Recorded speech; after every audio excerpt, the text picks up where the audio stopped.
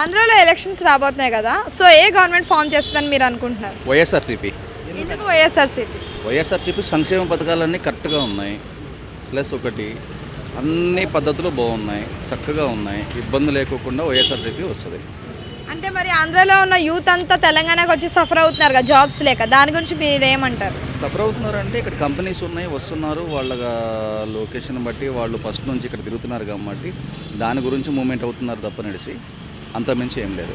మరి అక్కడే కంపెనీస్ ఉంటే అక్కడే ఉంటారు కదా, మరి ఇక్కడ వరకు రారు కదా. కంపెనీ రాలేదని ఎవరు అన్నారు? కంపెనీస్ ఇప్పుడు ఫైవ్ ఇయర్స్ పాలనలో రావాలి అంటే ఒకసారిగా రావాలి. ఇప్పుడు 5 years పాలన అంటున్నారు. చంద్రబాబు నాయుడు 9 సంవత్సరాలు చేశాడు.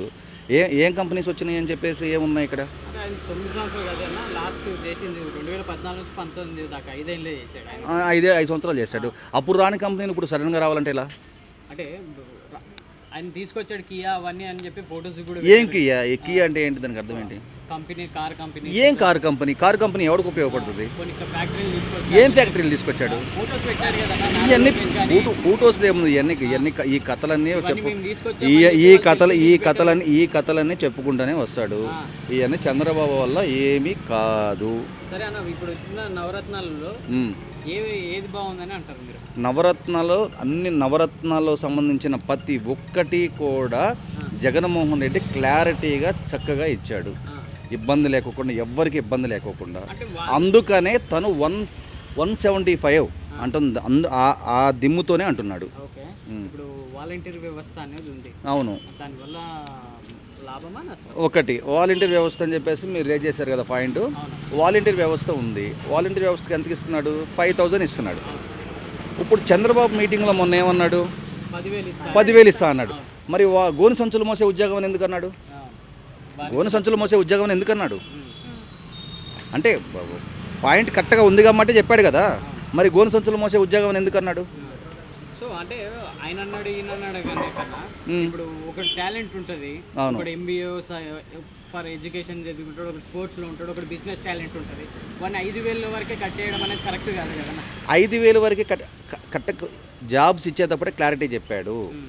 ఇది వాలంటీర్ వ్యవస్థ. ఎవరైనా సరే ఇంట్రెస్ట్ ఉంటే తీసుకోండి, 5,000 వరకు ఇస్తామని చెప్పేసి ఆ రోజే చెప్పాడు. ఇంట్రెస్ట్ ఉన్న వాళ్ళే ముందుకు వచ్చారు. ఇప్పుడు నీకు జాబ్ వచ్చింది. ఇప్పుడు సపోజ్ చెప్తున్నామండి, మీరు తిన్న వరకే తింటారు కానీ ఇంకొంచెం తినమంటే తినలేరు కదా మీరు. ఎవరైతే అప్పుడు అక్కడ ఏం చెప్పాడు?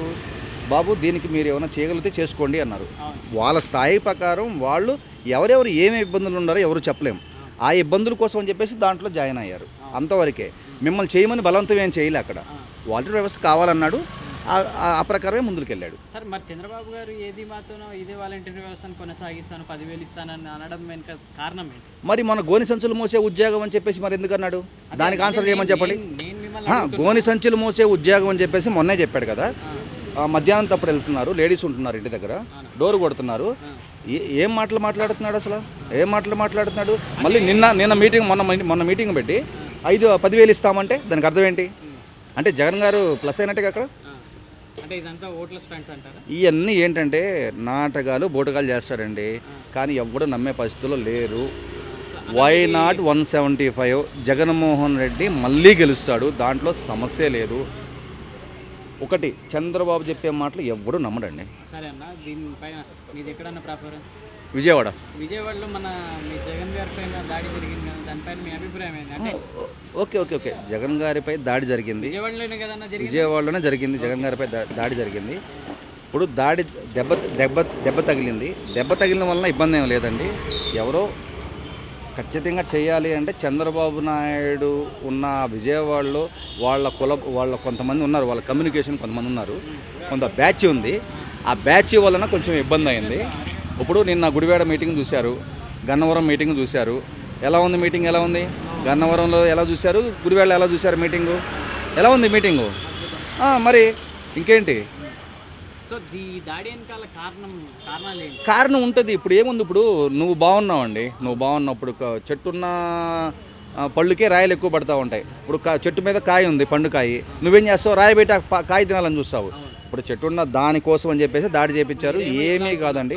మీరేమో ఇట్లా అంటున్నారు. ప్రతిపక్షం ఏంటంటే ప్రతిసారి ఎలక్షన్స్ ముందు మీ ఇంట్లోనే ఎందుకు చచ్చిపోతారు, మీకే ఎందుకు దెబ్బలు తాకుతాయి, ఎందుకు కావాలని స్టంట్స్ చేస్తున్నారా అని అంటున్నారు. మరి దానిపైన మీ అభిప్రాయం ఏంటంటే? ఏమంటే జగన్మోహన్ రెడ్డి అనే వ్యక్తిని తాకాలన్నా చాలా కష్టం. ఒకటి చెప్తున్నానండి, జగన్మోహన్ రెడ్డి అనే వ్యక్తిని తాకాలన్నా చాలా కష్టం, దెబ్బ తగలన్నా చాలా కష్టం. అక్కడ కరెంటు లైట్లు అంటే వీళ్ళు ఏమంటారంటే కరెంటు లైట్లు అంటే ఆ ఏరియా వెళ్ళింది ఎవరిది ఏరియా? ఆ ఏరియా ఎవరిది? వాళ్ళదే ఏరియా అది. వాళ్ళ ఏరియాలోనే మరి ఎందుకు తగిలింది అట్లాగు? మరి కతిమా ఏరియాలో ఎందుకు జరగలేదు అట్లా? వాళ్ళు చేసిన పనే, వాళ్ళు చేసిన కుట్రే అది. సో దీని వెనకాల మరి ఎటువంటి యాక్షన్ ఉంటుందని అనుకుంటున్నారు? యాక్షన్ ఏముంది, ఆయన కథ వేరేగా ఉండిద్ది. అంటే ఇప్పుడు ఆయన కథ వేరేగా ఉండిద్దండి. ఒకటి, నా మీద రాయి పెట్టి కొట్టారు అని నవ్వుతానే చెప్తున్నాడు కానీ సీరియస్గా ఎక్కడ అవ్వలేదు. సీరియస్ అవ్వాలంటే కొంచెం వెయిట్ చేయాలి మనం, ఎలక్షన్ అయిపోయిందాక. సో వై నాట్ 175 అంటున్నాను. లాస్ట్ క్వశ్చన్, ఎన్ని సీట్లు వస్తాయని అనుకుంటున్నాను? 125 నుంచి 130 వరకు వస్తాయండి. ఏంటన్నా లాస్ట్ టైం 151 వచ్చినాయి, ఇప్పుడేం 120. ఒకటి వీళ్ళ ఆలోచనలు, వీళ్ళ వ్యవహారాలను బట్టి కథ ఎలా ఉంది అంటే గవర్నమెంట్ ఫామ్ చేయాలన్న మూమెంట్లోనే ఉన్నాడు. 175 అంటే 175 కొట్టచ్చు. కాకపోతే కొన్ని ఏంటంటే ఇప్పుడు ఈ పవన్ కళ్యాణ్ ఊగిపోతున్నాడు, ఏదో మైక్ ముందు ఊగిపోతున్నాడు. దెబ్బ తగిలితేనే రాష్ట్రానికి అయిపోయిందా ఏంటి అని ఊగిపోతున్నాడు పాపం. ఏమీ కాదు. పిఠాపురంలో వంగా గీత మీద గెలవమని చెప్పండి పవన్ కళ్యాణ్, తర్వాత చూద్దాం.